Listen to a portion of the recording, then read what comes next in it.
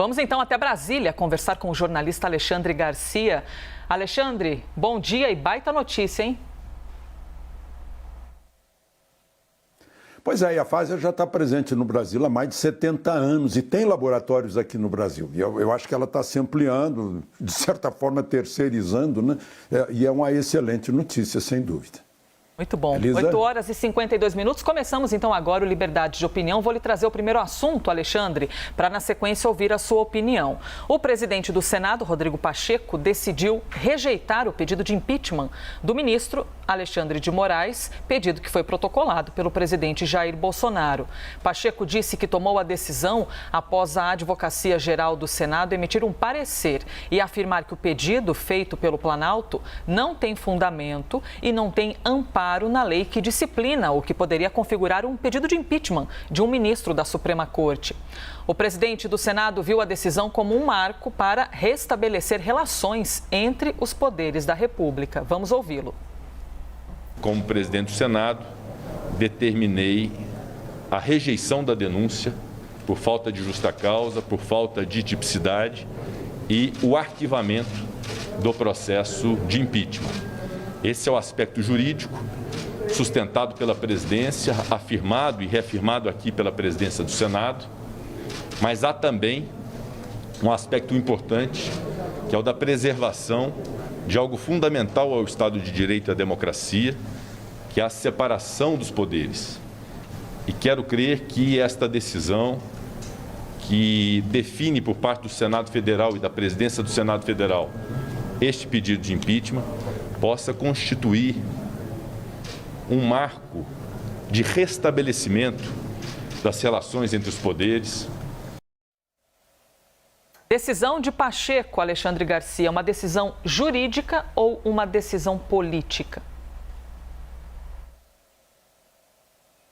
Bom, eu ouvi de manhã ao lado do presidente da República na tribuna do Dia do Soldado. O presidente do Senado estava lá. Mas agora o presidente do Senado está sendo o representante de Roma em Jerusalém. Está sendo Pilatos.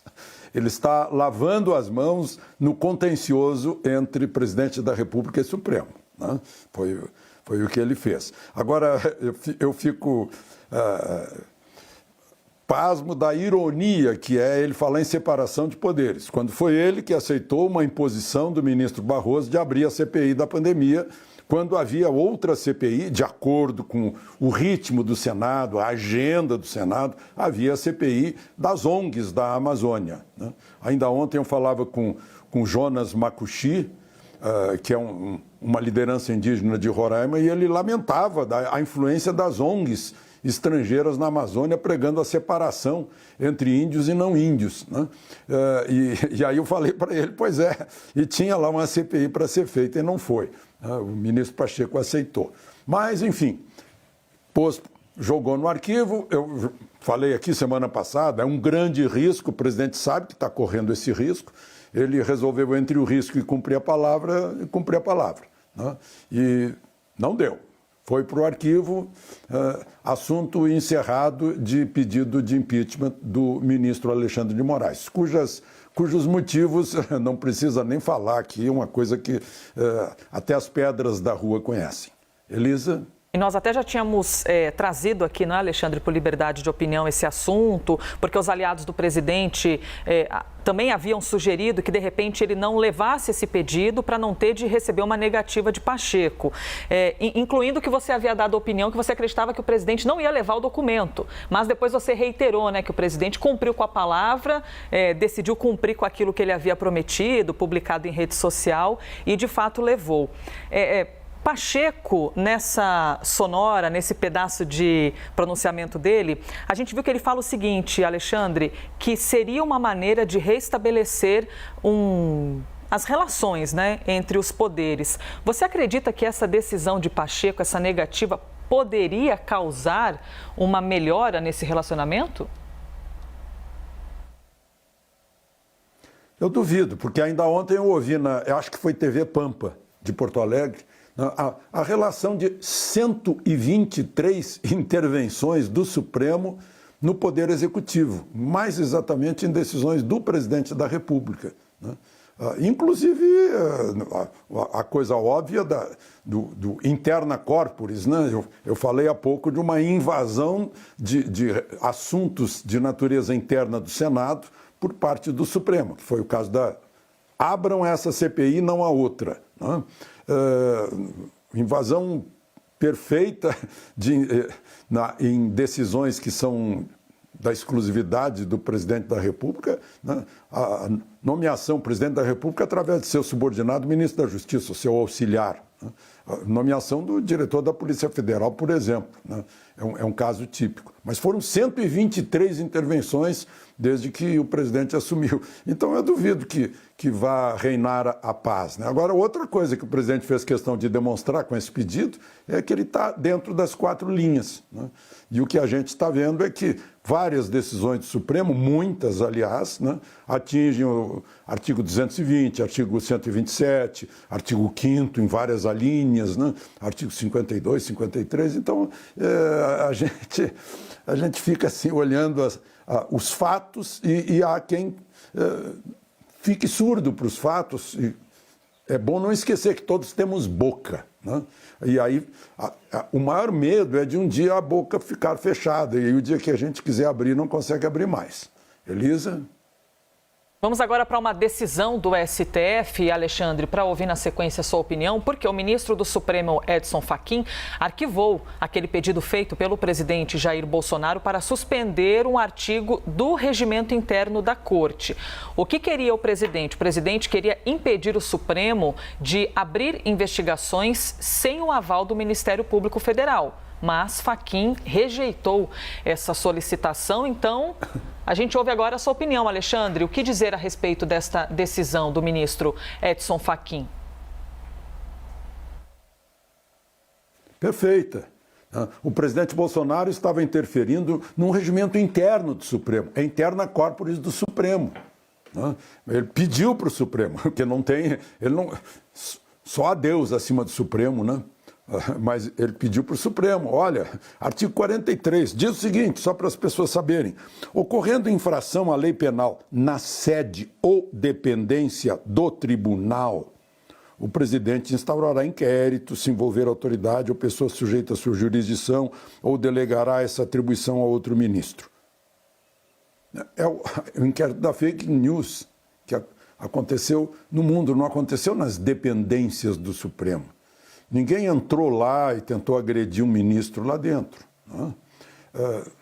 Mas, de 10-1, o Supremo decidiu, não, isso é verdade. Decidiu que é verdade, é dogmático. 10-1. O voto contrário, nós já falamos aqui, foi de Marco Aurélio. Né? Não significa que Marco Aurélio esteja errado, porque foi o voto derrotado. Ontem, no TCU, deu 7-1, pró-edital da Anatel do 5G, dá uns 46 bilhões de leilão agora em outubro. Teve só um voto contra, ministro Haroldo Cedras. E o voto dele nos deixou todos preocupados, que o edital tem 8 erros crassos, segundo ele, e coisas graves. Né? Mas deu 7-1.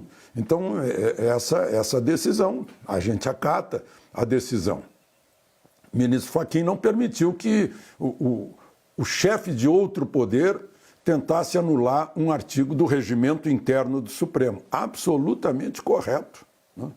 Só que não é coerente com as atitudes da própria Suprema Corte. Né? É apenas esse registro que eu queria falar. Assim. Aliás, eu falei há pouco do Dia do Soldado, né, que Pacheco estava lá ao lado, Pacheco estava lá, estava Arthur Lira. Né? Só faltou um chefe de poder.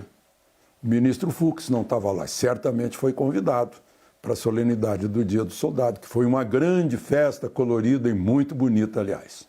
Elisa? Falaremos, inclusive, já sobre o Dia do Soldado, o evento que ocorreu. Antes, Alexandre, eu vou acrescentar mais uma pergunta aqui para você, levando em conta essa decisão, então, do ministro Fachin, que arquivou um pedido feito pelo presidente da República, e também levando em conta que isso ocorreu no mesmo dia em que Pacheco emitiu um parecer do pedido do presidente da República de impeachment de um ministro do STF.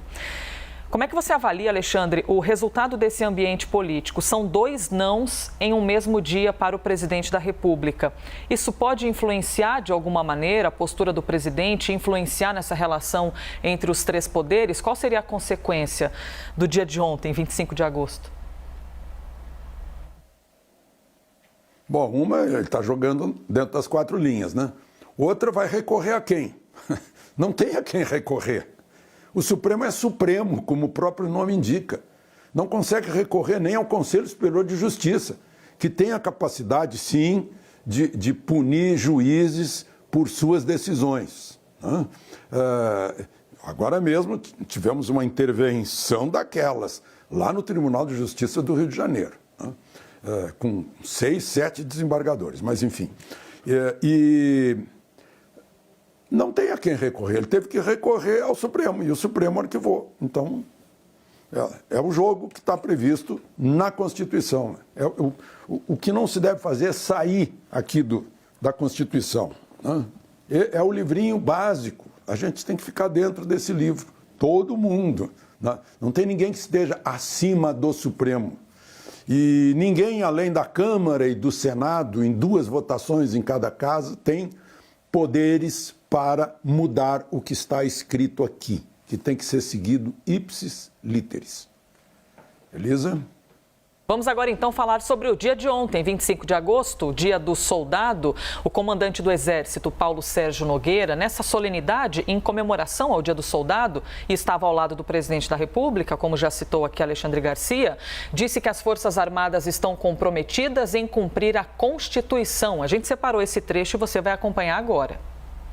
O momento desta justa homenagem aos soldados, que muito contribuíram e contribuem para a unidade e a grandeza do Brasil, nos motiva a reafirmar o compromisso com os valores mais nobres da pátria e com a sociedade brasileira em seus anseios de tranquilidade, estabilidade e desenvolvimento. Sob a autoridade do Presidente da República, Comandante Supremo das Forças Armadas e integrado à direção superior do Ministro da Defesa, o Exército Brasileiro não para em circunstância alguma, e irmanado com a Marinha do Brasil e a Força Aérea Brasileira, mantém-se sempre pronto a cumprir sua missão, delegada pelos brasileiros na Carta Magna.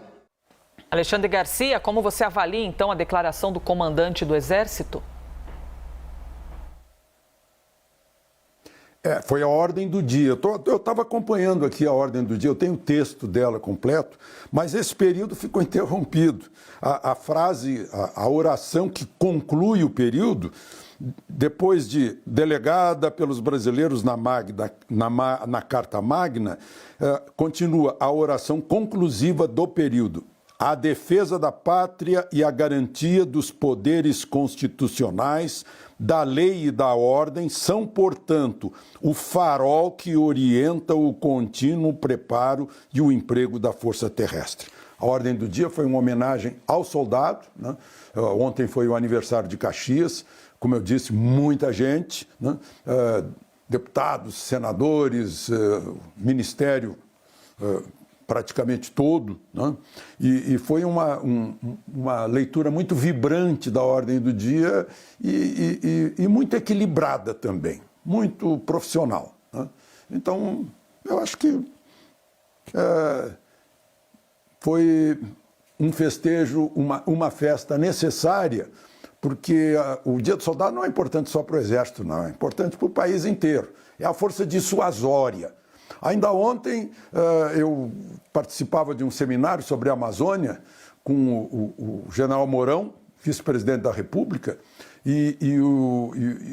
enfim, a gente falava de questões estratégicas, geopolíticas, né? O fator dissuasório é importantíssimo na defesa, por exemplo, das riquezas da Amazônia, né?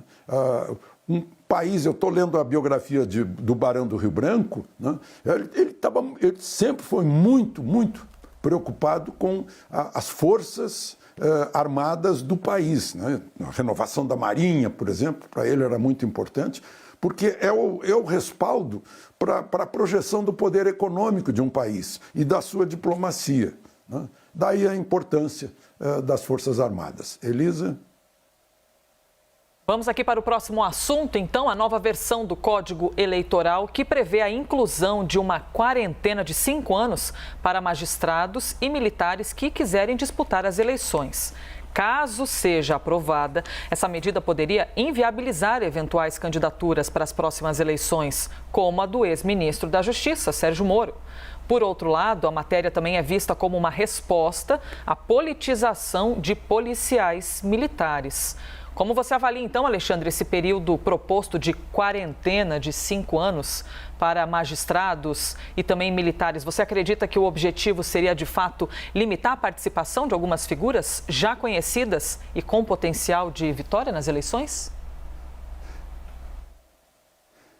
Bom, eu já estou com, como dizia o presidente Dutra, já com o livrinho na mão, né? E o livrinho diz no caput do artigo 5º da Constituição, que é a cláusula pétrea, né, que começa as garantias, direitos e garantias fundamentais, né? E diz assim: todos são iguais perante a lei, sem distinção de qualquer natureza. Pois é. Agora, só que esse artigo toda hora passam por cima dele, né? Inventam distinções das mais variadas naturezas e nos tornam diferentes uns dos outros. Pela lei, fazem isso pela lei, né? Então, todos somos iguais. Imaginem, querem se livrar da concorrência de policiais militares, por exemplo, ou de militares da reserva, ou de juízes, magistrados, gente do Ministério Público, né? Mas aí, daqui a pouco, diz, peraí, não são só esses, o pessoal da televisão também é concorrente. Está cheio de deputado que era da televisão, né? Então, esse pessoal que aparece em rede social aí também é concorrente, então esses também estão fora. Daqui a pouco ficamos só nós, os políticos tradicionais, né? Eu lembro muito bem, agora dia 28, vai fazer 42 anos que foi sancionada pelo presidente Figueiredo a lei da anistia. E eu lembro muito bem o quanto o MDB se esforçou para que Brizola não fosse incluído na anistia, que ele não pudesse voltar do exterior para concorrer, para fazer oposição e dividir o MDB. Eu lembro disso. Então, felizmente, é ainda uma proposta, mas tomara que essa proposta não passe, porque senão a gente está infringindo questão ética, criando um cartório, né? E infringindo o artigo 5º, coitado, já está todo esfarrapado, a cláusula pétrea dos direitos e garantias fundamentais, né? E aí seria mais um ferimento nos direitos e garantias fundamentais, todos somos iguais perante a lei. Elisa? Alexandre, chegou ao fim o nosso tempo, 9h10, então me despeço, mas nos vemos amanhã, sexta-feira. Até amanhã, obrigado e aproveitem o dia.